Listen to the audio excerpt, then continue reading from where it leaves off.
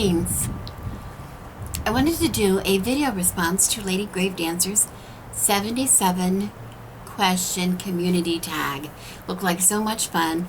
I have the questions here in front of me. I'm going to need my glasses, and because there are 77 questions, I hope I'm not too verbose. I tend to be. I'll try to be brief on each one because it's really fun. Okay, number one, let me get my glasses. Number one, do you use runes as a written language? No, not really. I do have my name written in runes in my Book of Shadows. I also sometimes do my inscriptions on candles in runes, but mostly not. Number two, do you feel you have natural gifts, such as premonitions or hearing spirits? And if so, do you think this is what led you to this path? Well, I'm an empath, I think I've mentioned before, and most comfortable in this path. Witchcraft has helped me to control some of the anxieties that go along with being an empath, so I think it has helped me handle my natural gifts, but I don't think that's what led me to the path. Number three, what deity do you work with, and if any, why? I generally just work with the god and the goddess. I do, however, maintain an altar to the Celtic goddess Breach I mentioned before for a lot of the year, and I also use some Catholic icons on some of my altars, particularly my healing altars. But generally just the god and the goddess. Have you always worked with this deity? Well, I try to remain open to whatever deity speaks to me, but yes, pretty much, generally yes. Number five, do you use any personal items in your practice, such as blood or semen, etc.? Absolutely, I do.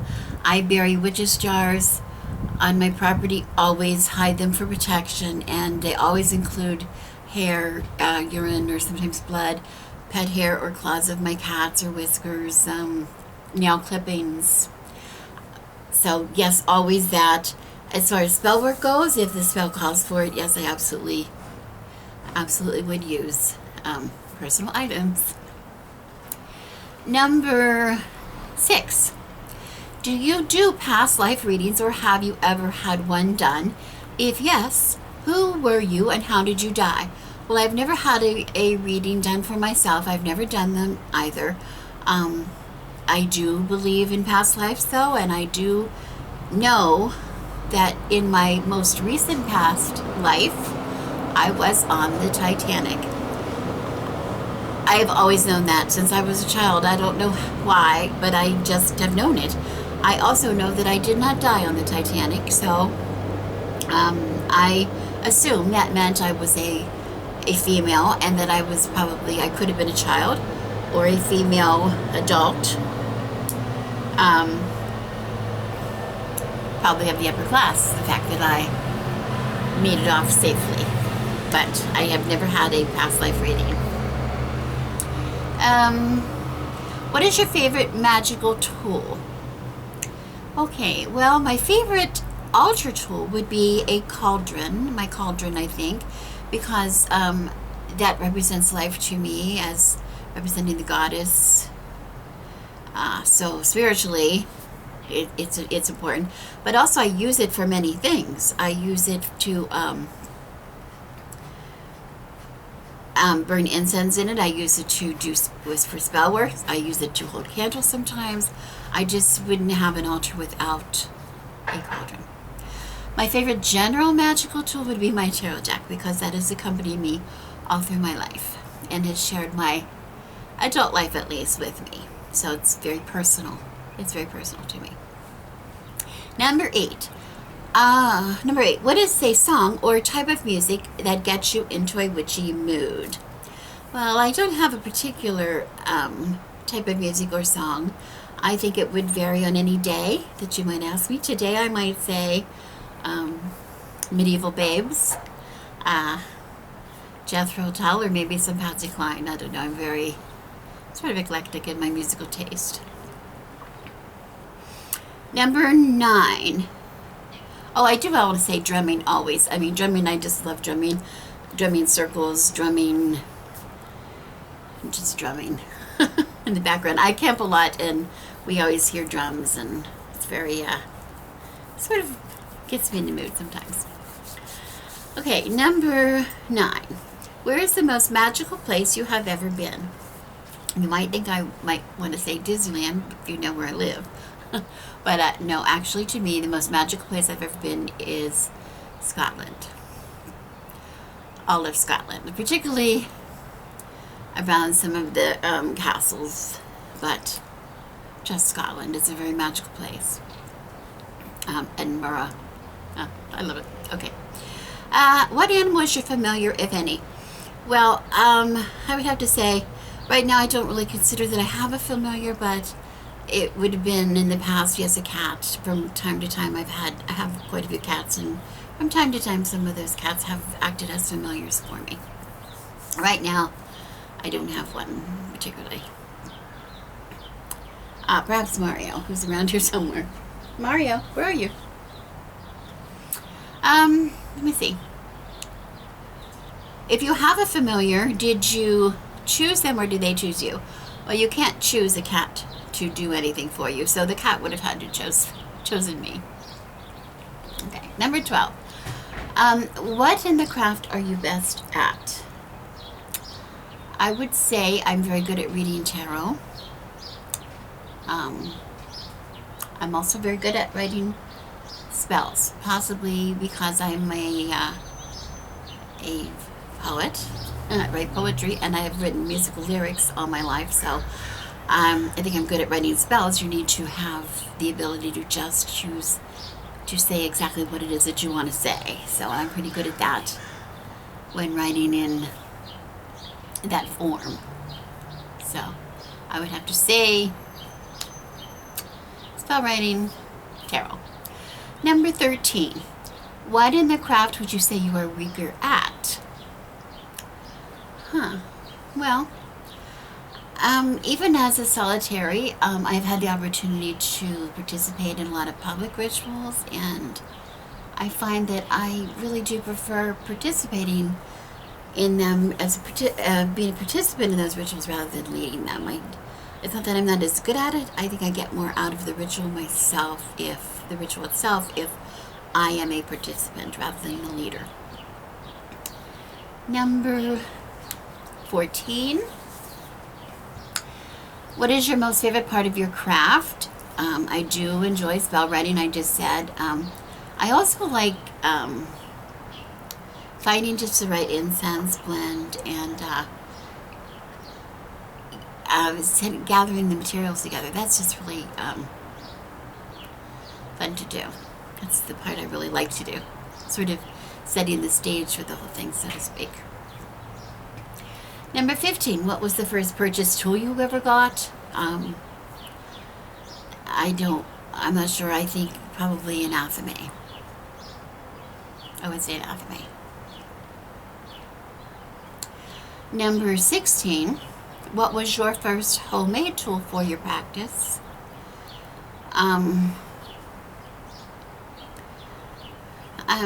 My husband made a book of shadows. He bound the book, and leather book, very lovely. We still use it. I made candles, so I guess it had to be a candle or maybe an offering bowl, something like that. Incense. Okay, number 17. What are your feelings on raising kids in the craft? Well, my own children were raised in the church, but I don't think it would be much difference raising them in the craft as it would be raising them in the church. I mean, they were following, as children, they were following the same path I was on.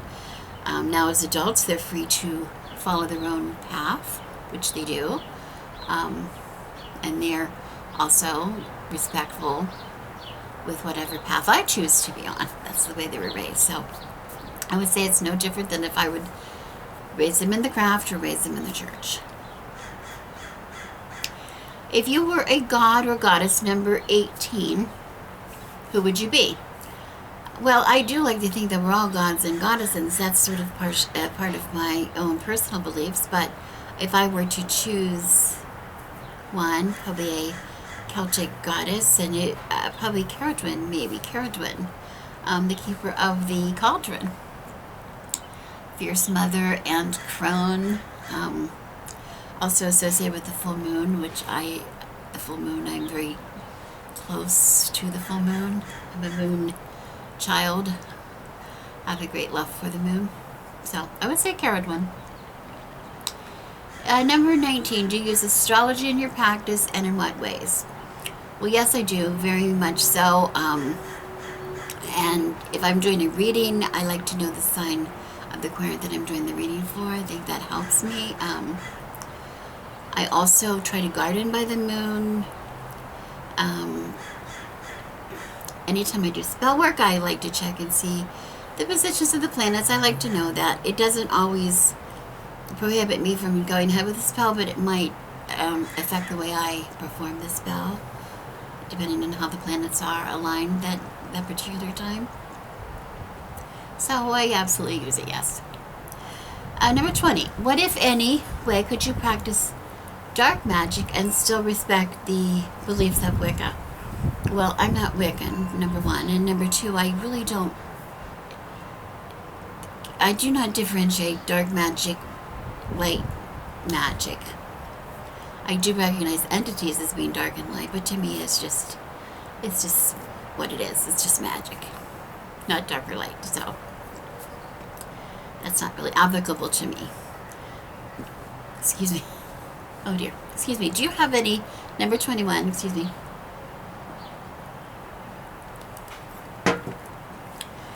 Do you have any witches in your family? In my immediate family, no, I do not. At least not that I know of. I think in my ancestor line, I may have had a witch or two. Some of them certainly, now looking back on them, certainly make me think they could have been, but none that I know for sure. As far as my extended family goes, it's very large, and I'm really pretty far removed from most of them right now, so, because I live far away, so I don't really know. I don't think so.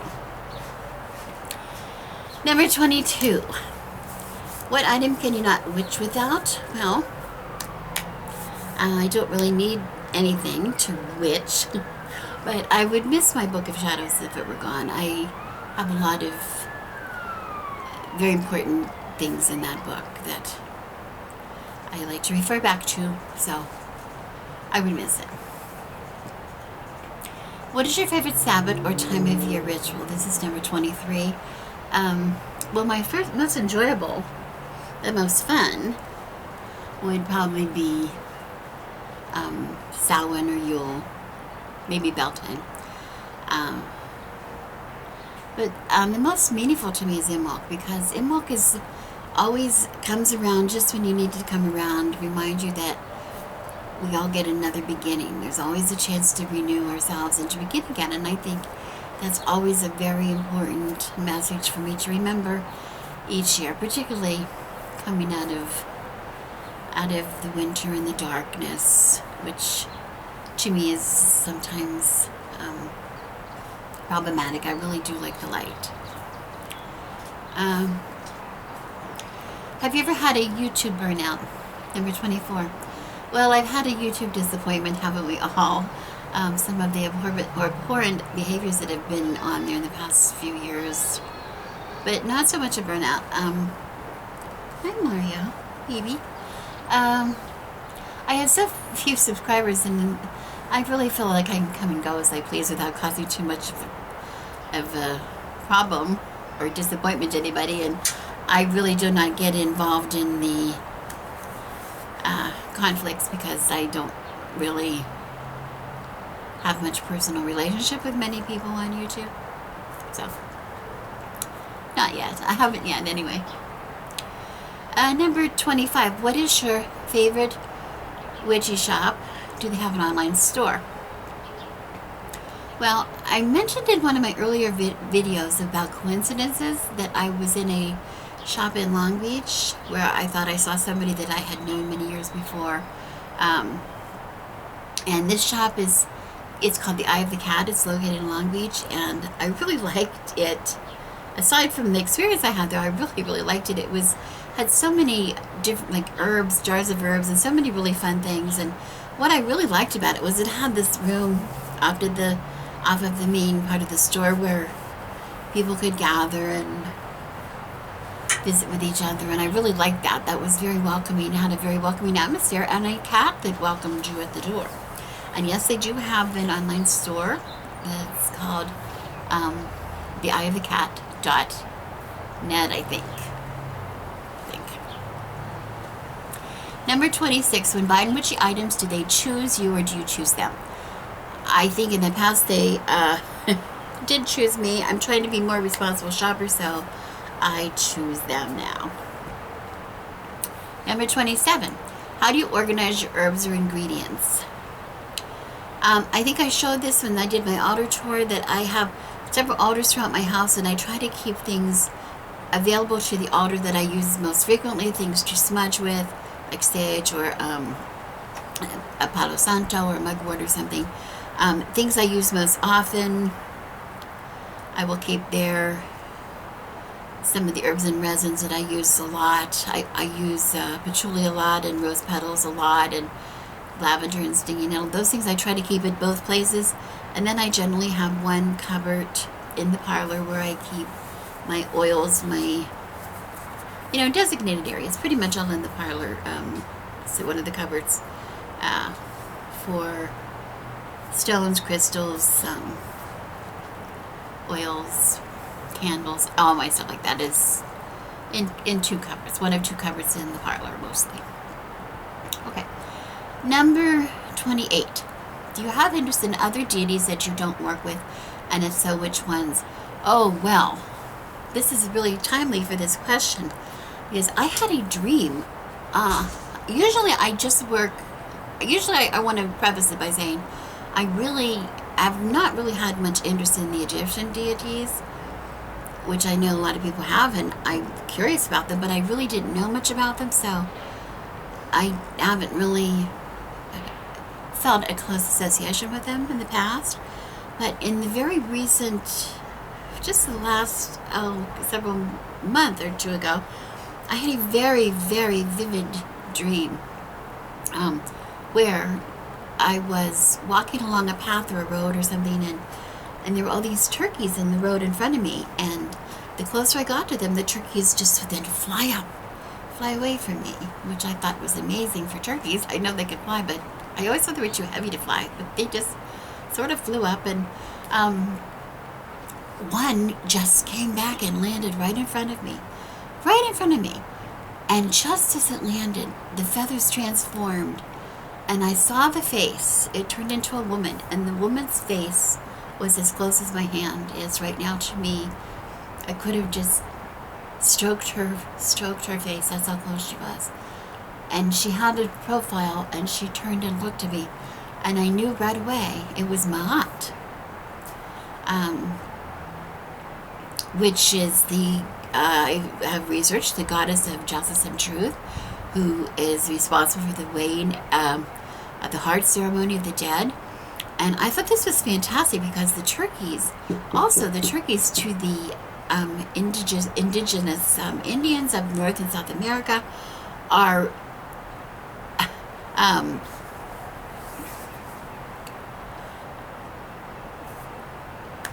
we are a reminder in the culture to be aware of our gifts and our blessings that we have. And this just seemed so important to me at the time. I thought it was a weird dream until I looked it up and saw the symbolism both for the turkey and Ma'at. And it was just at the time in my life when I really needed to see that or hear that. So definitely in the future, I'm going to be doing some research and see, maybe I might do some workings with that, with Ma'at. So that was sort of cool. Anyway, number 29. Do you have a favorite time of day to do spell work, and if so, why? Well, it very much depends on the spell. If it's something about prosperity or health or something like that, I like the energy of the day, so I will do that in the morning, usually in the morning. But if I'm going to do like a binding spell or a, or trying to remove something or someone from my life, I like the cover of night. I like the night sky above me, either when the day is ending in that time of the day or early evening. I like that, to do that kind of spell work. Okay, number 30, are you solitary or do you work with a coven? I'm solitary. I work with my spiritual partner and husband often, but often it's just me doing things on my own. We both frequently attend public rituals as well, but most of our things we do. Excuse me, no, I have the hiccups. So sorry, I'm too excited. I got the hiccups. Okay, number 31. If you could pick a certain witchcraft tradition that fits your practice most, what would it be? Well, I don't really like labels. I'm not a Wiccan. I've already said that. A lot of what I've adapted from the Wiccan practice, so that I do is from the Wiccan practice. So I have a lot of similarities with that, I guess. I identify most with Celtic deities or Roman deities. I'm fascinated by the Druids, but basically I just refer to myself as a witch. Just a witch. Plain old witch. Number 32. What was the most creative spell you've ever done, and what did you use? Well, it wasn't really a spell actually, but my husband and I were vacationing with some friends at Lake Havasu, and it was right at the full moon, and it was glorious, and we had some things we wanted to do. We wanted to do a little ritual that we had planned before we planned to go on the trip, and we thought, well, we'll just go along and we'll do it. We'll excuse ourselves from the group and go out and do it on our own, and nobody would mind. They know what we are. They know who we are. They wouldn't mind. But when we got to the location, we realized there was really no place to go private from everybody else. We were sort of on a cliff, like up in in a cabin, like just perched on this little side of the hill around the lake. And the next cottage was right next door. The neighbors were practically in our face, so we had to be very creative. We went ahead and did our little ritual, but we were very creative of how we did it. We included other people in it, and they didn't know what hit them. That's all I have to say. They hardly even realized they were doing a ritual with us at all. So I would have to say that time. Number 33, what do you prefer for divination? Tarot. It's what I know and it's what I'm good at, so it's tarot. Number 34, what are some ways to keep yourself grounded? Well, this is something I have to work on a lot because I am an empath, and sometimes I have some problems keeping grounded. When I feel like I need to ground myself, I get away from the computer. I have to be outside somewhere, outdoors, where I can feel the energies, feel the sun, feel the wind, whatever, feel the ground beneath me. And I've mentioned too in the past, I wear stones. I wear a lot of stones to keep myself grounded. Have you ever had a spell go horribly wrong? Number 35. No, not that I know of, but I've had some that did not work out the way that I thought they would. I've just learned to really be specific again in what I'm asking for. Number 36. What are your opinions on initiation rituals? Well, I've attended several Wiccan initiations. They were nice, but, not being Wiccan, I don't really have an opinion. It was just nice to participate and where I could. Somebody's over there because I can smell. Somebody's smoking.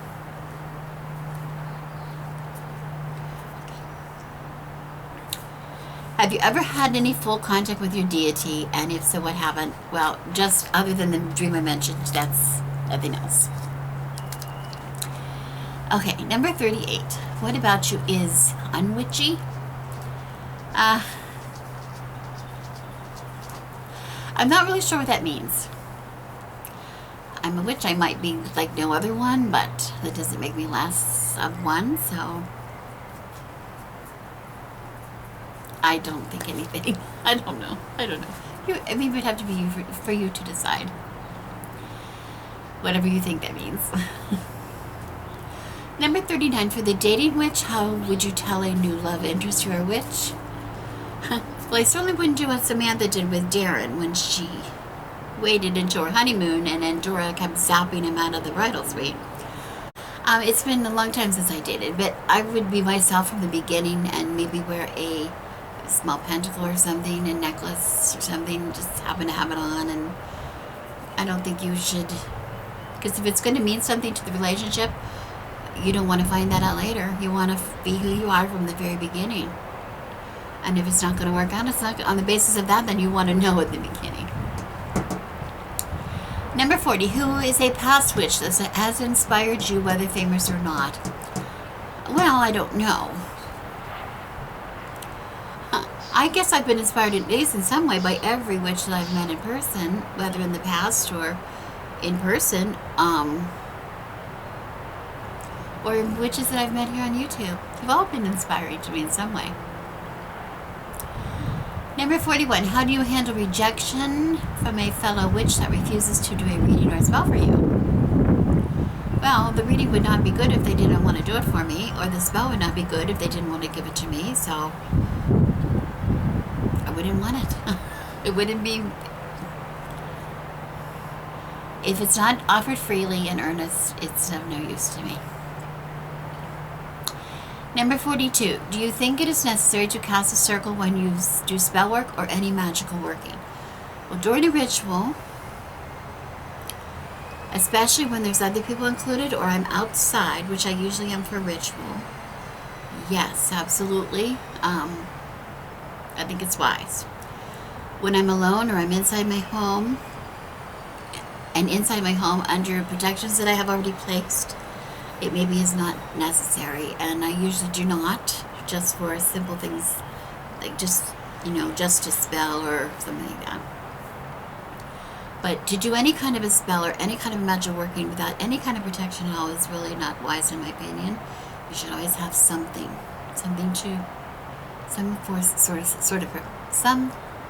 source of protection, in my opinion. Number 43. If Steven Spellwork called and wanted to make a movie of your life, who would you want to play as you? Dame Judi Dench. That's who I would want. Yeah. Number 44. What is some advice that was given to you that you pass along because it made an impact on your path? Never think that you've finished learning. Never think that you're settled in your practice, because your journey does not end until you do.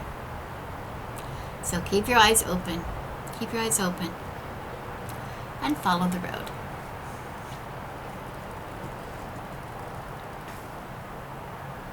What is some advice you would give someone who has not found their deity? I don't think it's necessary for anyone to have one particular deity. I mean, if that's something that you like, that's fine, but you don't need it. You don't need to have a particular deity. You can just say the goddess, or you can just say the god.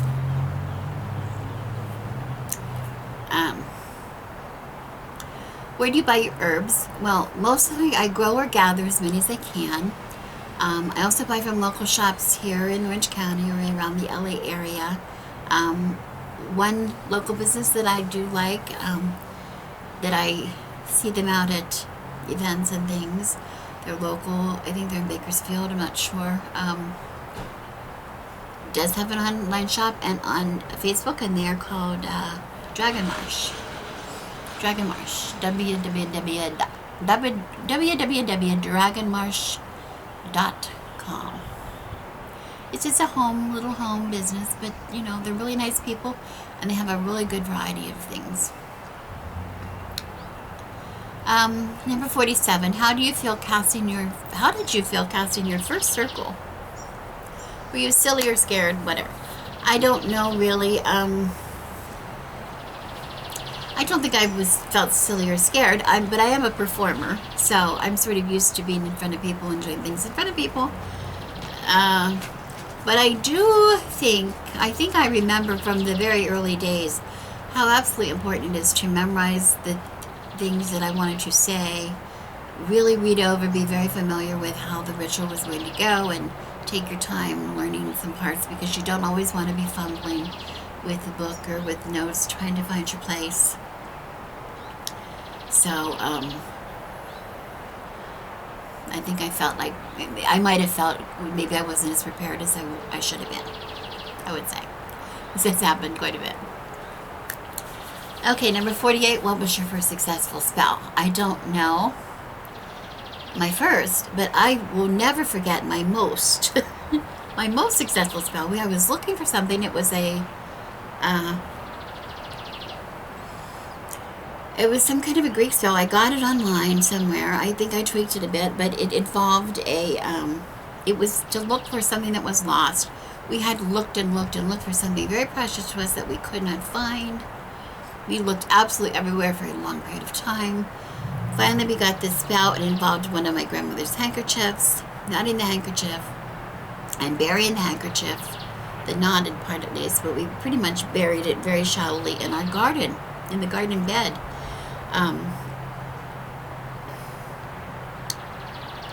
And the purpose was, we were to leave it there until the object was found. So we left it there. The object was almost immediately found. Like, we couldn't believe it. And it was found in a place it could not have been previously. It could not have been. We had looked there so many times. And what I most remember about the spell was the handkerchief was gone.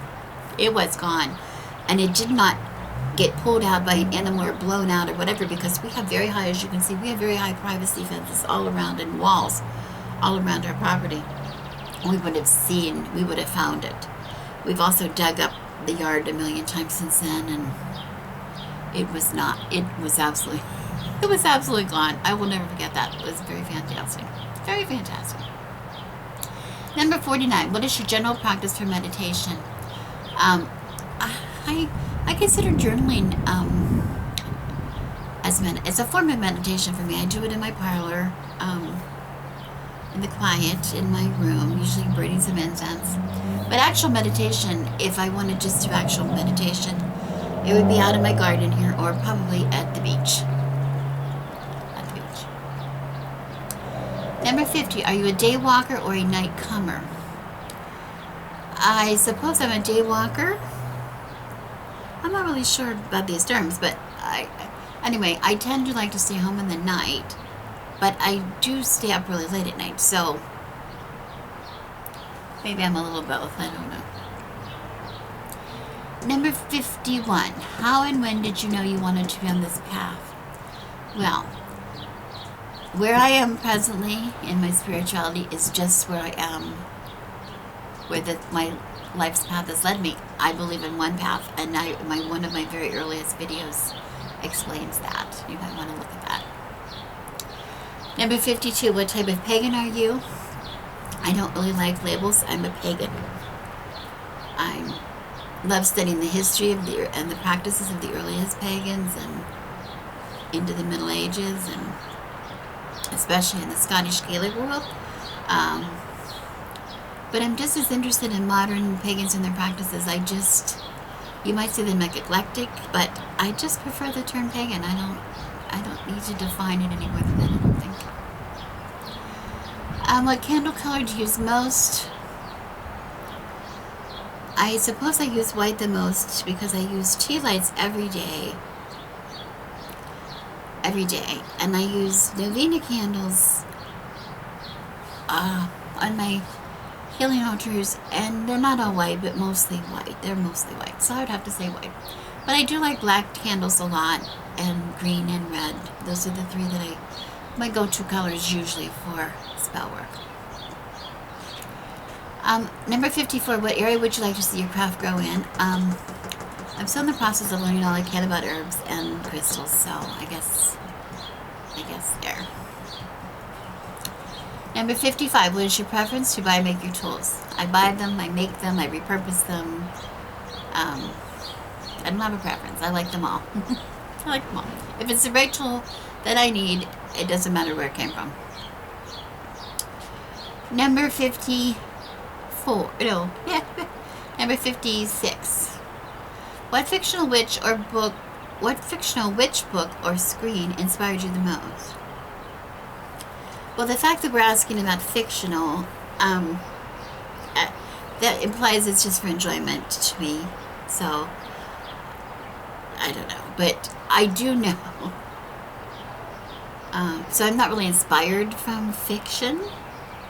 Except, I will say, the house in Practical Magic, that the ants lived in that house. I can't get that house out of my mind. I want to live in that house. And that has inspired me what I want my house to feel like, I think. Number 57. During your first spell, were you alone or in a coven? Well, again, I'm never alone. I mean, never in a coven, so I was alone or with my husband. I don't know. Number 58. What is your favorite candle or incense scent for magical purposes? Well, I do not use scented candles ever. The incense scent would be... I love the blend.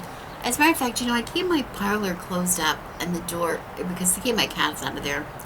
And when I open the door, I love the aroma that in that room, because it's always whatever the blend that I'm using, the seasonal blend that I'm burning. For every Sabbath I make a new blend. Most of the time. Oh, I just love the way they play off of everybody, of each other, of the scents. If I had to pick one scent that I love, it would be patchouli, because, come on, patchouli. Don't this anymore. If you like patchouli, you know why you like it. Let's be honest. Number 59. Where is your favorite place to go to reconnect with nature? Well, it would have to be the bonfire on the beach, because there you have all the elements all at once. The wind and the mist and the water and the sand and the fire and it's great. Okay, number 60. Do you believe in fantasy creatures? Fantasy creatures. Unicorns, gnomes, elves, fairies, etc. Well, if they're fantasy creatures, that sort of implies that they're made up, so you can't really believe in something that's made up. But I do, as I said, I have actual experience with fairies. So I'm pretty convinced that fairies are real, because I have experienced them. I don't know, I've never had any experiences with a unicorn or so I'm not sure. But I'm not one to disbelieve something. I have an open mind. So anything is possible in my mind. And I know unicorns mean so much to certain people, so that in itself sort of makes them real, if they mean that much to somebody. Like Santa Claus, right? Do you believe in ghosts or spirits? Well, spirits, yes, I think the spirits are those that have moved on from this physical realm. It's the soul or the essence of that person that is now departed. So yes, I think that spirit is somewhere. A ghost to me is sort of a glimpse, catching a glimpse of a previous time. So yes, I believe in that. I don't believe in, the rattling chain, woo, kind of ghost. The movie, the movie The Others, Nicole Kidman, that she did. That's sort of my belief. I really sort of go along with the premise of that movie. Number 62. What, if any, legal herb do you use for moods? Well, I'm not sure what's being asked. Different fragrances can trigger different moods. But I don't really ingest herbs to alter my moods. Or I don't really, like incense, I don't really use it to alter my mood. So the only thing I really use to alter my mood is like red wine. So, but I do recognize that different herbs can trigger different moods in people. Like you can feel excited, peppermint will excite you, or lavender, certain things make you feel calm you. I just don't use them in that way normally. Number 63. What is the most recent spell ritual you have done? Okay, well,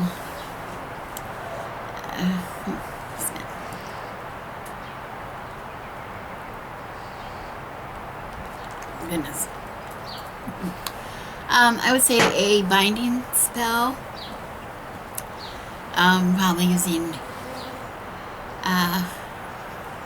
Witch's White Rose and Nettle Leaf and Raspberry Leaf from Cauldron, the Troublemaker's Name on Parchment, some black candles, and then the burned herbs and burned leaves from the incense taken outside and thrown into the wind or the moon. Something like that. Binding spells I find very useful. Would you ever teach the craft? No. Well, I believe everybody has their own path. If you can learn from my experience, if I could help you by sharing my experiences, I like that. I can go along with that. I think learning from my failures is as important as learning from successes. So, but I do think everybody has their own paths to lead. I wouldn't want anybody to try to just be me. I want you to be you. I think that's what we're meant to be. We're meant to be different. We're meant to all be different and to be unique in our own way.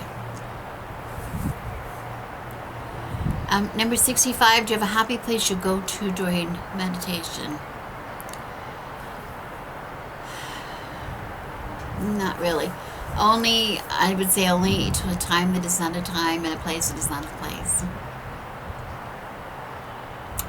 What is your favorite witchy book?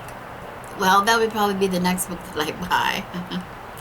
I do agree with Tequila on this, so I do tend to like books that I go back to, like reference books, like my herb books or books of correspondences, whatever that I would go back and use a lot to get from. That's why I say my Book of Shadows is so valuable to me, because it lists a lot of things that I have found that really work for me and that I might not remember. So I guess it would be my favorite of all, but I like that kind of a book. It's sort of more of a reference book. Number 67, do you have a ritual to get ready before a ritual or spell? What is it? Well, not really a ritual, but I do spend some time getting everything laid out as well as I can, really getting to, reading through, getting organized in my head and getting my area organized so that I have things right at the right place, located at the right place, so that when it's time for me to reach for it, it's right there at hand. Again, memorizing what I have to say, or just being familiar enough that I just can look down and be reminded. I have enough of something to remind me, but that I can focus in on the ritual or focus in on the spell without having to worry about all these little details. Number 68, do you always use your own spells or do you tweak others? Well, I have tweaked others, sure, but I usually make it my own. I mean, it's very rare, I think, that I would find an exact spell to work in my exact circumstance. I think the unique circumstance needs the spell to be a little unique. You can certainly use the same words somebody else has used, but maybe make your own, the items that you use in your spell more personal to you. But yeah, sure, if someone has a spell that they swear by, that it's good, it works, sure, I'll use it. Why not? Why not? It doesn't have to be something that you write yourself. Do you refer spells or rituals inside or outside? Spellwork, always in. Almost always. But inside, I prefer it, where I can really control what I'm doing. Outside, rituals, usually outside, I prefer them outside. Number 70, if you are coming from a Christian or Catholic background, did you find the transition hard with family and the whole going to hell thing? Basically leaving all you had been told was right. Well, I do come from a Christian and Catholic background, but I did not experience this as a difficult transition. Rather, I just experienced this as the next step along my path. As a Christian and as a Catholic, I really was not invested in that going to hell thing. My God was never that wrathful God. My God was the loving, God will always forgive you, God loves you, you're his child kind of relationship. So I really didn't buy into that in the first place too much, so I certainly didn't buy into now. As far as having problems with my family, my parents are deceased. My children are grown, so they respect my path as I would respect theirs. And my children, my family, when my parents were alive, I think, you don't have to tell them everything. There's a line. Some things that should be private should be kept private. Then some things that you are willing to share, you can share. But I don't, you need to. I think when you're old enough to be selecting your path, you should be old enough to realize that not everything has to be an open book for everybody around you. Some things are private. Number 71, what are your totem animals? Well, these are constantly changing for me, at least at this point in my life. I do not have one. Hi, Tara. Hi, baby. Hi, Finny. Most recently, I've had bats, crows, hippos, and turkeys. They've come to me more than just in my dreams. So I think I will do a video on totem animals. I hope you remember to do that because it's sort of fun. Okay, number 72. What are some things that you reuse after spells or ritual work? Well, I have talked about this. I collect all of the waste, the ash, and candle bits from my altars and things, and I burn them in my fire pit. All the ash that I use from my fires, including my cooking fires out of drawers, all those and gathering fires, I collect all those ash, and I spread, also from burning things like my Yule wreath and things like that. The ash is spread around. That's one protection that we use on this property. Hi, baby. Hi, Mario. Hi, Mario. Hi, sweetie. This is Mario, who lives in my yard. Hi, baby. He has lived in my yard for years. He just chooses it. He chose us. We're very happy. I'm very happy that he chose us. Hi, baby. Okay, anyway, we use the ash. And some of the wax from the candles, I melt down and use those for fire starters. I talked about that in my video on the fires and the wood. Let's see. Who helped you most when you started your path? Well, no one when I started, but now all of you on YouTube helped me. So thank you for the help. Number 74, do you have any good witchy phone apps? Like moon phases. Well, my phone is usually dead, so no. That's not really my forte. But I do have moon phases on my phone. Do have it. Number 75, what is your favorite magical study? Well, at Hogwarts it was potions. But let's see. I cannot pick my favorite any more than I can pick my favorite child, but I'm particularly interested, this time at least, in herbology, in crystal healing, and in astral travel. Those are I'm studying those 3 areas right now. Number 76. Outside of the YouTube and Facebook community, do you have a lot of witchy friends in the physical world? Well, I know a lot of witches, quite a few, but most of them are just acquaintances. Others are friends. Some are pretty good friends, but they're not friends as witches. They're friends because they share a hobby with me.